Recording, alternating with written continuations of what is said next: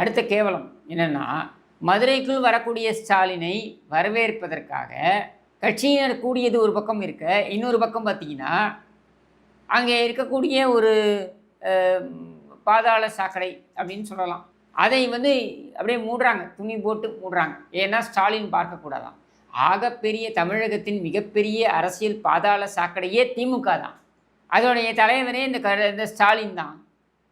ஒரு சாக்கடை இன்னொரு சாக்கடையை பார்க்கக்கூடாதா? இதான கேள்வியாக இருக்கணும். ஒரு சாக்கடை இன்னொரு சாக்கடையை பார்க்கக்கூடாதா? பார்க்கக்கூடாதாம். ஏன்னா வீட்டில் சொல்லியிருப்பாங்க, ஜாதகப்படி நீங்கள் சாக்கடையை பார்த்துட்டு போனீங்கன்னா உங்களுக்கு நல்லதில்லை அப்படின்னு. அதனால் கிட்டத்தட்ட 20 கிலோமீட்டருக்கு துணியை போட்டு மறைக்கிறாங்க. சரி, துணியை போட்டு வாங்காசில் மறை.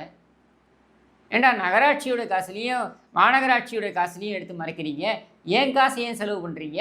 நீங்கள் ஆட்சிக்கு வந்ததே இதையெல்லாம் சுத்தம் செய்வேன் என்று சொல்லித்தான். இதையெல்லாம் சுத்தம் செய்வேன் என்று சொல்லி ஆட்சிக்கு வந்து சுத்தம் செய்யாமல் நீ அங்கே கூட்டத்துக்கு வர, அதுவும் உன் கட்சி கூட்டத்துக்கு வர என்பதற்காக எங்களுடைய பணத்தில் நீ திரையை போட்டு மறைத்துக் கொள்வாயா? இது எவ்வளவு கேவலம்! இதை மதுரை மக்கள் கேள்வி கேட்க வேண்டும்.